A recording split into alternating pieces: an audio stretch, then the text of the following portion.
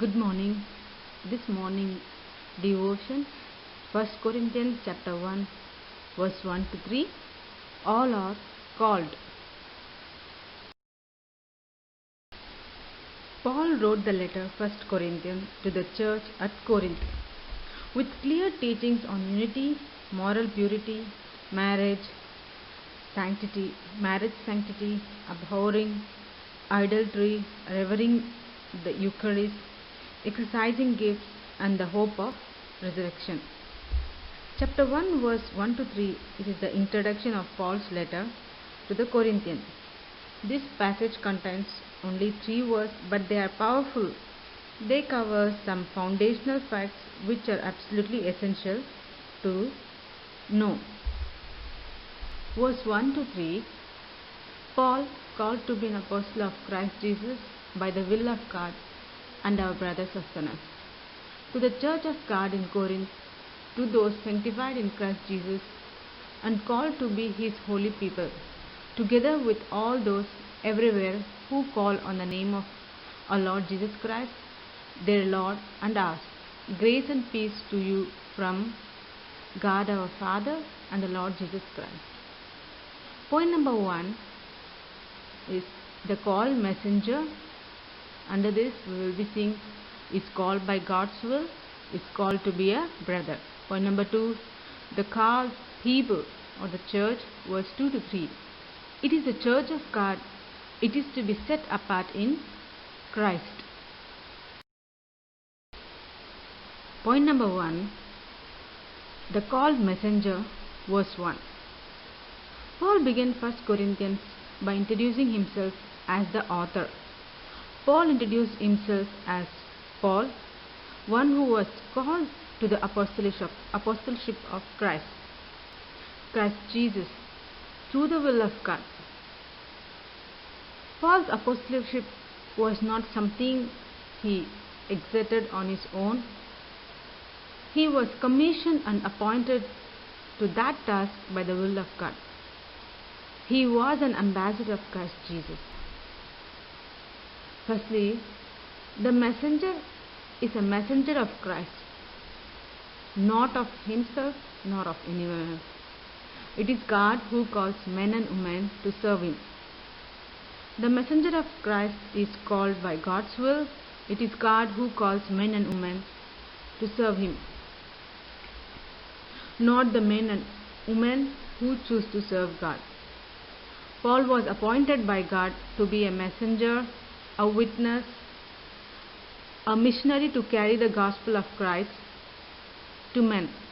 No man, neither himself nor any other man, put him into the ministry. God alone chooses and calls him. In some cases, some of the Corinthian believers were questioning and denying his call by God. We can see in 1 Corinthians chapter 9 verse 1 to 2. But in verse 1, Paul is declaring that his call, it is a call by God. Each and every, even our call, many times we think that we choose to follow Christ or we choose to follow God or to serve him, but it is not we. The Bible verse in this chapter is very clear, is that it is God who chooses. We may have so many weaknesses, we may not be perfect, but when God chooses, he can use us according to his will and purpose. So it is very clear in this verse that it is not we, but it is God who has chosen us to his ministry. And we see in Galatians chapter 1 verse 1 and John chapter 15:16 where it speaks about the call of God. And lastly, the messenger of God is called to be a brother or sister to other believers. The messenger of God is called by God, but his call does not make him better or superior to other believers. His call and office as a messenger of God is to be acknowledged and respected, but it does not make him a superior person. He is a brother to all other believers. Point number 2, the called people, which is from verse 2 to 3.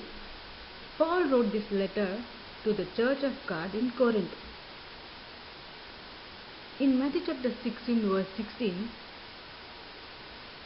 Jesus promised that I will establish my church. The term church, which we see in Matthew chapter 16 verse 16, which is derived from the Greek word, means called out, and the term church refers to the people who are summoned by a summoner for a particular task or called for a particular task. Here the Corinthians were summoned by God or called out by God, or they were called people. They were not the ordinary people, they were not like the other people of this world, but they are the special and they are the called people. Here the church is not the church of Corinth or any other city. It is the church which has been given by birth by God. Therefore it belongs to God. It is the church of God. Every church which is on this earth, all the church belongs to God. And especially when we see the church, means it is not the building, it is the people, it is the believer. We all belong to God. And many times some of the leaders or a group of people in the church think that they own the church or the church which belongs to them. But church or any ministry or organization does not belong to any human. It belongs to God and God alone. And secondly, the church and its believers are set apart in Christ and called holy. When we see the word called out ones, we are separated from the world. We are not same with the people of this world. God's church is to be set apart and separated unto Him. Here the idea is that believers are not to be taken out of the world, but they have to be different from the world. Their lifestyle and purpose in life are to be different. And this sanctification they are sanctification and purified for God's work, which is happened in Christ Jesus, not in themselves.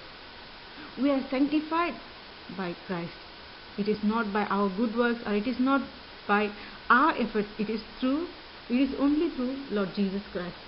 No person can approach God, or no person can ever be set apart to God, but except through the Lord Jesus Christ. And the believers are called to be holy.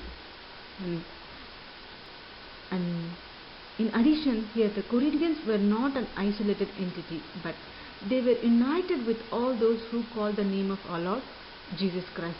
Here Paul is referring to the universal church. It is not just only for the Corinthian church, it is for everyone, all the church. We all are called in the name of our Lord Jesus Christ, regardless of which place the other Christians were in. The believers are identified with all other believers. Paul repeatedly appealed to the corporate union with other churches, possibly because he did not want the Corinthians to feel isolated in their struggle. Then at last Paul greeted the Corinthians with his unique greeting, which is grace and peace from God, in verse 3.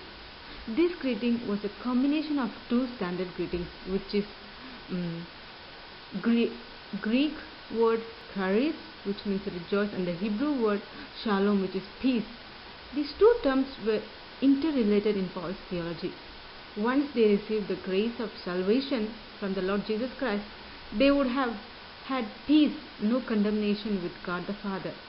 Thus the greeting was an acknowledgement of the Corinthians' spiritual reality. May the Almighty God bless us this morning with this short sharing. Amen.